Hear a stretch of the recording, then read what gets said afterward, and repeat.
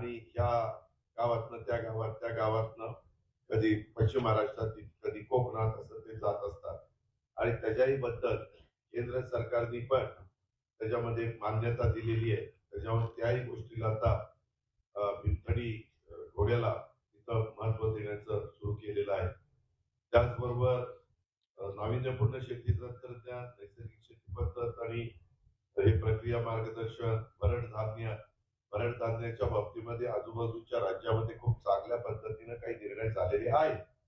आज आम्हाला ते ऐकायला मिळालं. आम्ही पण म्हणलं किंवा तुम्ही सांगा, जे शेतकऱ्याच्या फायद्याचं असेल ते करण्याचा प्रयत्न निश्चितपणे आपण सगळेजण मिळून त्या ठिकाणी करू.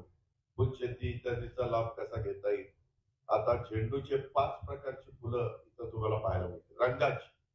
तसंच तुमच्या शेवंतीची तर 20 पेक्षा जास्त 25 पर्यंत वेगवेगळे रंग तुम्हाला तिथं पाहायला मिळतील.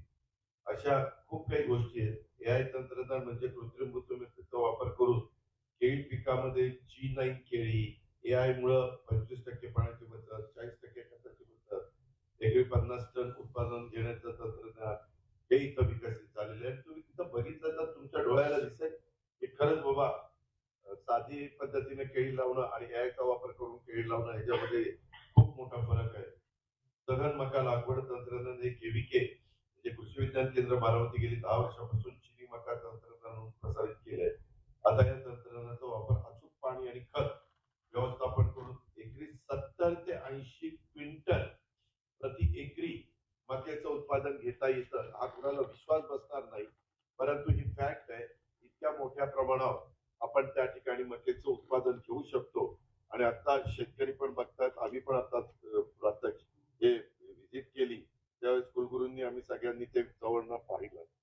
त्याचबरोबर आपल्याला गोदावरी तुरीचं 10 फूट पट्टा पद्धतीनं लागवड करून एकरी 20 क्विंटल उत्पादन फक्त एआय तंत्रज्ञानामुळे शक्य आहे. आणि केव्हीके बारामतीच्या प्रात्यक्षिक प्लॉट मध्ये ते दाखवून दिलेलं आहे. ते पण असं मी सांगणं आणि तिथं प्रत्यक्षात पाहणं याच्यात खूप फरक पडतो.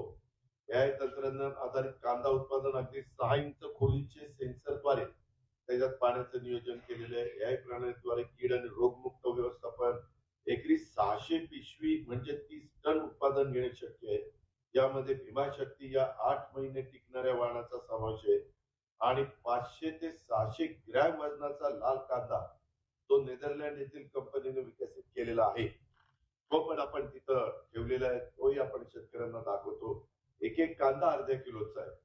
पेरीचे विविध प्रकार त्याच्यामध्ये अवाकॅडो, प्लम, पियर, लिची, रामभूतान, मॅगोस्टीन, लक्ष्मणफळ, पॅशन फ्रूट, खजूर हे सगळे वेगवेगळे प्रकार आपण तिथं ठेवलेले आहेत. हायड्रोपोनिक भाजीपाला तंत्रज्ञान मात्र कमी जागेत तिप्पट उत्पादन घेण्यासाठी गोलाकार व्हील मध्ये स्ट्रॉबेरी किंवा इतर पालेभाज्या घेणे शक्य आहे. त्याचाही प्रात्यक्षिक तिथं दाखवलेलं आहे. नेदरलँड, चीन, ब्राझील, स्पेन, जर्मनी, इस्रायलचं ठिबक तंत्रज्ञान देखील इथं येणाऱ्या शेतकऱ्यांना 8 दिवसाच्या करता पाहायला मिळणार आहे. माझी तमाम शेतकऱ्यांना आव्हान आहे की आपण या आणि पहा आणि त्याच्यातनं जे काही तुम्हाला शक्य असेल ते करण्याचा प्रयत्न स्वतःच्या शेतीमध्ये करा. तण नियंत्रण करण्यासाठी तणनाशकाचा वापर करून नियंत्रण मिळवणे खूप अवघड आहे किंवा खर्चिक आहे आणि हानिकारक पण आहे. कारण तो वरचा पापुद्रा जमिनीचा वरचा तो त्याला त्रास होतो. त्यामुळे पिकाचं नुकसान जास्त होतं. यावर सध्या एआय, कॉम्प्युटर विजन आणि मशीन लर्निंगद्वारे कॅमेरावर सेन्सरचा वापर करून अचूकरित्या फक्त लेझरच्या साहाय्याने तण मारण्याचे मशीनचा यशस्वी प्रयोग इथं केलेला आहे. काय झालं आता पूर्वीच्या सारखं लेबर मिळत नाही. लेबर मिळत नसल्यावर अनेक गोष्टी तुम्ही ह्याच्यामध्ये वापर करून आपल्या सेन्सरचा वापर करून किंवा ड्रोन कॅमेऱ्याचा वापर करून किंवा लेझरचा वापर करून अशा या सगळ्या गोष्टीचा वापर करून आपण त्यांचा खर्चही कसा कमी होईल ते बघतोय आणि तेवढंच तण ते जाळते. आता आम्ही प्रात्यक्षिक पण त्याच्यामध्ये बघितलं आणि त्याची आता खऱ्या अर्थाने गरज आहे. त्याच्यावर जमिनीचा पोत पण अजिबात बिघडत नाही आणि जेवढं तण जळायला पाहिजे तेवढंच तण त्याच्यातनं जळून जातं. त्याचबरोबर जीवाणू खते आणि औषधाचा वापर ड्रम तंत्रज्ञान 10 दशपर्णी अर्क शून्य मशागत तंत्रज्ञान आधारित पिके, जीवामृत भाजीपाला, नैसर्गिक शेती आधारित कडधान्य, गांडूळ खत आणि सेंद्रिय खत निर्मितीचा वापर हा इथं केला जातो. शेती क्षेत्रातील होमिओपॅथीचा वापर केला आहे. देशभरातील विविध जातीची जनावर, गाय, म्हैस, बैल, शेळ्या, मेंढ्या, श्वान, बदक इथे पाहायला मिळत तुम्हाला मिळणार आहेत. महाराष्ट्रात कृषी उद्योगाचे सहकार्यात्मक जाळे उभारण्याच्या दृष्टीनं जागो किसान जागो हा उपक्रम संकल्पित करण्यात आलेला आहे आणि या उपक्रमाच्या माध्यमातून शासन आपली शासनाची कृषी विद्यापीठ, उद्योग क्षेत्र, स्वयंसेवी संस्था, कृषी विज्ञान केंद्र बारामती आणि शेतकरी समुदाय यांना एकत्र आणून संशोधनातील हरित तसेच प्रत्यक्ष शेत स्तरावर परिणाम साधणारा मॉडेल कार्यक्रम राबवण्यात येत आहे. ऍग्रिकल्चर डेव्हलपमेंट ट्रस्ट बारामती आणि ACFI सारख्या राष्ट्रीय उद्योग संघटनेच्या माध्यमातून देखील महाराष्ट्रातील शेती अधिक सक्षम आणि भविष्योन्मुख करण्याचा एक महत्वाचा इथं प्रयत्न हा करण्यात आलेला आहे.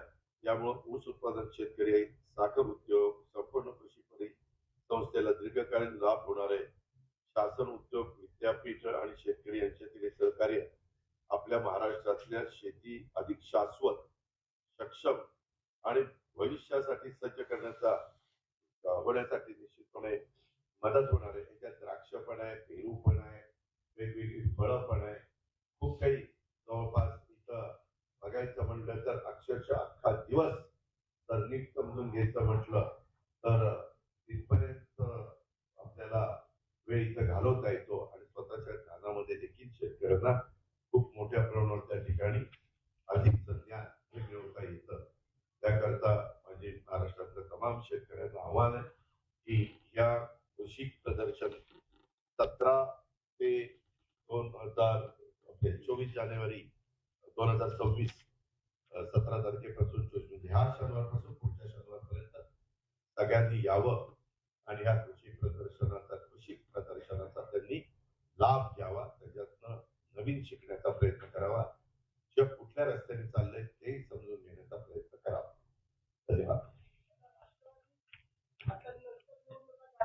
एक मिनिट, आता मी कृषीचं बोलतोय पहिल्यांदा. माझी हात जोडून विनंती आहे की आमच्या शेतकऱ्यांच्या दृष्टीने ही खूप महत्वाची बाब आहे. पहिल्यांदा आपण त्याच्यावर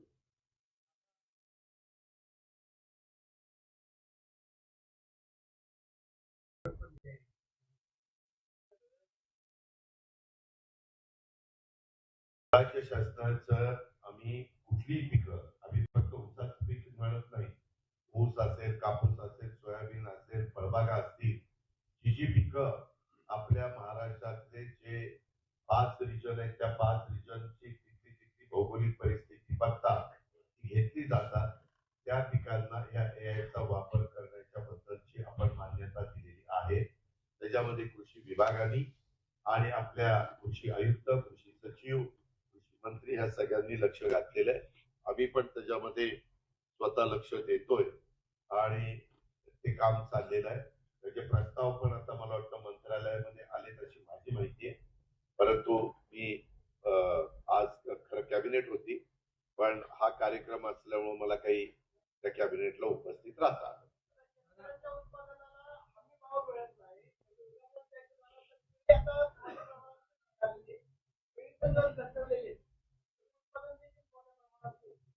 यामध्ये जर तुम्ही क्वालिटी दिली, डिमांड आणि सप्लाय ह्या दोन गोष्टी बघायच्या असतात. जगात कुठली मागणी आहे, देशात कुठली आहे, राज्यात कुठली आहे, काय. आता कांद्याच्या बाबतीत कांद्याचे भाव पडले की शेतकरी इतके आवाज दिलवायचे की आंदोलन व्हायची, शेतकरी त्रासून जायचा. आता कांद्याची साठवणच जर 6 महिने, 7 महिने, 8 महिने, 9 महिने व्हायला लागली तर तो शेतकरी त्याला पाहिजे तेव्हा कांदा मार्केटमध्ये आणू शकेल. कांद्याचे भाव पडले तर तो कांदा तो साठवणूक करून त्या ठिकाणी ठेवू शकेल. अशा बऱ्याच गोष्टी आता बदलत चाललेल्या आहेत आणि ग्राहकाला आता असं पाहिजे, तुम्ही औषध फवारण्या वगैरे हे मारून जे भाजीपाला, तुमचे फळ वगैरे तयार करता, त्याच्याऐवजी तुम्ही ते न वापरता पेस्टिसाइड ते न वापरता तुम्ही त्याच्यामध्ये सेंद्रिय शेती करून त्याचा वापर करून ती आपण तयार केली पाहिजे. भाजीपाला, फळं, इथे टोमॅटो वगैरे, ढोबळी मिरचीचे वेगवेगळे प्रकार आहेत, टोमॅटोचे वेगवेगळे प्रकार, हे जे काही इथं दाखवण्यात आलेलं आहे किंवा ठेवलेलं आहे, त्याच्यामध्ये एक एवढं देखील औषध वापरलं जात नाही. त्याच्यामुळे आरोग्याला कुणालाही कसलाही प्रकारचा धोका नाही. अलीकडं सारखे वेगवेगळ्या ठिकाणी इतकी औषधं वापरतात की ते लोकांनाही ते आजार उद्भवण्याचं प्रमाण वाढलेलं आहे. हे होऊ नये म्हणूनच हे सगळे खटाटोप आपण करतोय, त्याच्याकरता सगळी यंत्रणा काम करते. केंद्राच्या वतीने एआय मध्ये शेतीला आता शेतकऱ्यांना मदत होते, परंतु आता कृषीच्या थ्रू केळी असेल, कांदा असेल असे अनेक नेते एआय वरती घेण्यास सुरुवात झालेली आहे. त्याचा राज्य त्याच्यात राज्य सरकारने सगळ्याच पिकाचा विचार केलेला आहे. यंदाच वर्ष पहिलं होतं. आता नवीन अर्थसंकल्पामध्ये आम्ही अधिक तरतूद त्याच्यामध्ये करू आणि यावेळेस लोकांना त्याच्याबद्दलची खात्री नव्हती. त्याच्यावर जेवढा प्रतिसाद मिळायला पाहिजे होता तेवढा मिळाला नाही. मला वाटतं वसंतदादा शुगर इन्स्टिट्यूटने पण खूप त्याच्यामध्ये इन्सेंटिव्ह देण्याचा प्रयत्न केला. अशा खूप चांगल्या चांगल्या गोष्टी झाल्या. परंतु लोक काय बघतात, जेवढा खर्च आपण केला, उद्या नाही झालं उत्पन्न तर जबाबदार कोण, म्हणून तर आपण हे त्यांना दाखवण्याचा प्रयत्न करतो. आमच्या इथं काही हजार शेतकऱ्यांनी काही हजार एकरावर हे केलेलं आहे आणि ते सक्सेस झालं.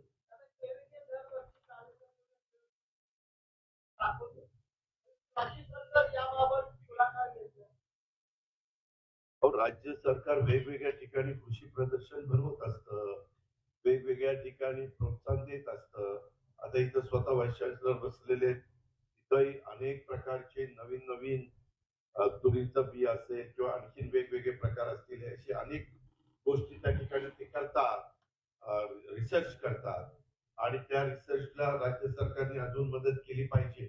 अशा पद्धतीने हे सगळे प्रमुख लोक आहेत, त्यांची मागणी आहे. त्याच्यामुळं करत नाहीत असं नाही, त्यामध्ये करतातच आणि राज्य सरकार त्याला तरतूद पण करत.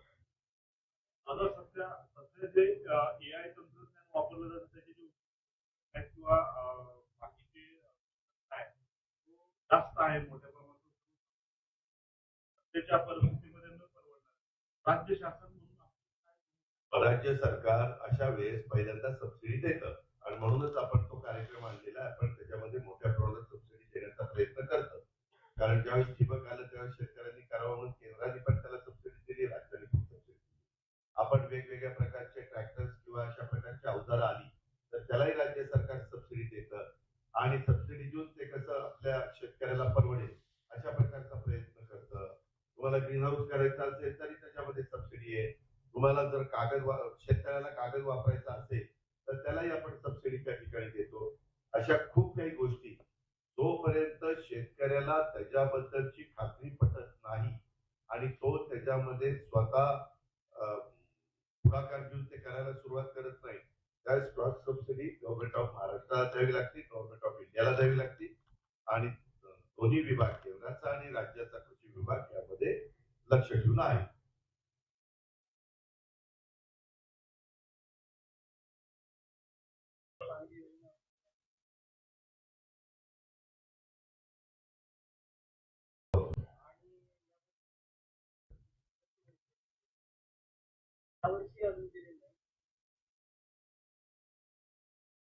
त्याबद्दल ज्यावेळेस आम्ही जाहीर केल्यानंतर बाकीच्या काही गोष्टी आम्ही शेतकऱ्यांच्या करता मोठ्या प्रमाणात केल्या. ते म्हणजे शेतकऱ्यांना दर महिन्याला 500 रुपये द्यायला सुरुवात केली. म्हणजे एका शेतकऱ्याला 6,000, म्हणजे 1 कोटी शेतकऱ्याला 6,000 कोटी वर्षाला. हे अशा काही स्कीम आणि इतर पण मी ज्या स्कीमचा उल्लेख केला त्याच्याबद्दलच्या पण आहेत. मी त्याच्या संदर्भामध्ये माहिती मागवलेली कृषी खात्याकडे. काय झालंय आता नगरपालिका, जिल्हा महानगरपालिका, आता 12 जिल्हा परिषदेला या सगळ्या निवडणुकांचा धामधूम, त्याच्यात आचारसंहिता, त्यामुळे थोडंसं त्याच्यामध्ये डिले झाला, ही गोष्ट मान्य आहे. परंतु ते आम्ही ठरवलेलं आहे, ते शेतकऱ्याचं उत्पन्न वाढवण्याच्या करता पण कॅपिटल उत्पन्न मागायलाही खूप मदत करणारा क्षेत्र आहे. आपण कोरोनाच्या काळामध्ये बघितलं. तसाच आमचा सगळ्यांचा मानस आहे, तसाच आमचा सगळ्यांचा प्रयत्न आहे. अशी कुठलीही बैठक झाली नाही. तुम्ही ना खरंच मी आता काय सांगतो गोष्टीचं सांगतोय की नाही. आता ह्या सगळ्या गोष्टी आहेत. आता तुम्ही जो प्रश्न विचारलेला मी आज कृषी 2026 ओपनिंग होतं. आमचे कुलगुरू तिथं येणार होते. मी इथला लोकप्रतिनिधी आहे. त्याच्यामुळे मी पण इथं आलो होतो आणि मला सांगण्यात आलं की बाबा साहेब आलेले तिथनंच आपण एकत्र जाऊ. म्हणून मी पवार साहेबांच्या घरी तिथे गेलेलो होतो आणि तिथून आम्ही एकत्रपणे त्या कृषी प्रदर्शनाला गेलो. अर्थात आम्ही उद्घाटन कुलगुरूंनी केलं आणि मला पण शेतीची आवड आहे. अनेक पत्रकारांना माहिती आहे. त्याच्यामुळे मी पण मला जेवढी माहिती घ्यायची होती तेवढी घेण्याचा त्या ठिकाणी प्रयत्न केला. त्याच्या संदर्भामध्ये त्यांनी काय सांगितलं ते काय मी ऐकलं नाही. मी त्याच्याबद्दलची माहिती घेईन आणि मग त्याबद्दलचं बोलेन. एक आहे हे आताच्या काळामध्ये प्रत्येक ठिकाणी स्थानिक लेवलला आम्ही तो अधिकार देतो. तुम्ही तिथं जिल्हा लेवलला काय करायचं काय नाही करा. आता तरी आम्ही सगळे महायुतीमध्ये काम करतोय. महायुती केंद्रामध्ये पण एनडीएचं सरकार आहे, राज्यामध्ये पण महायुती आहे. त्या पद्धतीने आमचं काम तिथं चाललेलं आहे.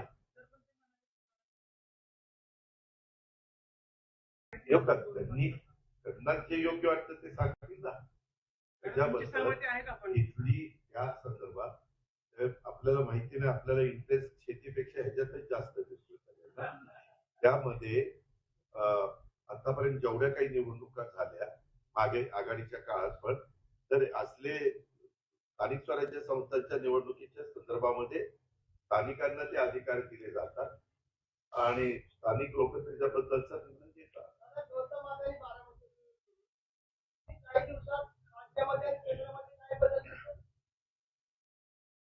गौतम अडाणी हे आपल्या एआयच्या उद्घाटनाला आले होते. ते उद्योगपती आहे. त्या उद्योगपतींचा वेगवेगळ्या बदल होण्याचा काय संबंध? आणि तो आमचा परिवार आम्ही एकत्र आहोतच ना. आम्ही सुखदुःखात एकमेकाच्या ह्याला जातो. आता त्याच्याबद्दल आज विषय काय आहे?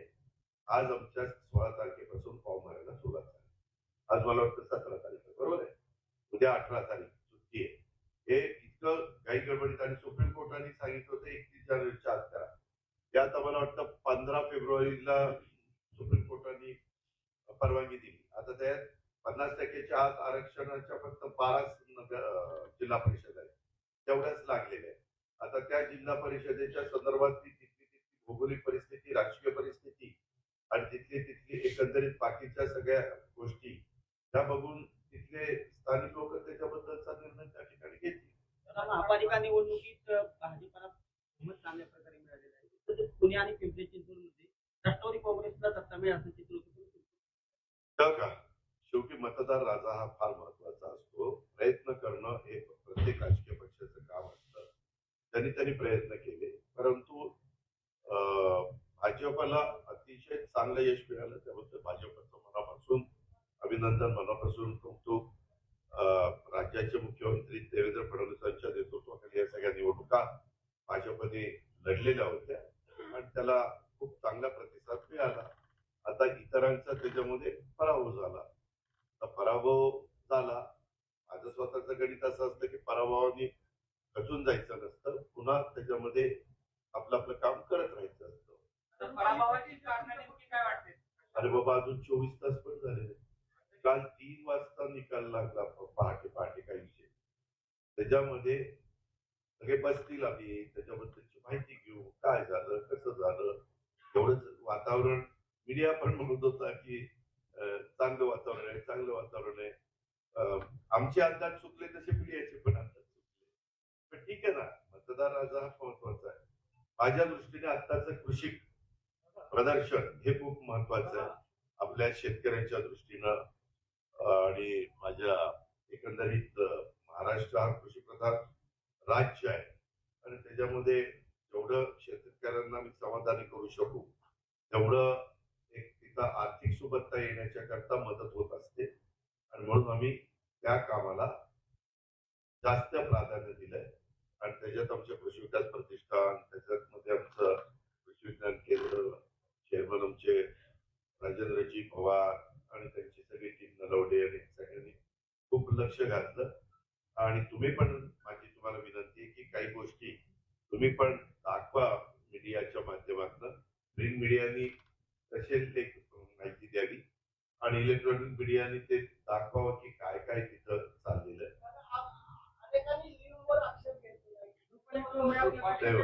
त्यामध्ये मला त्याबद्दल काही बोलायचं नाही.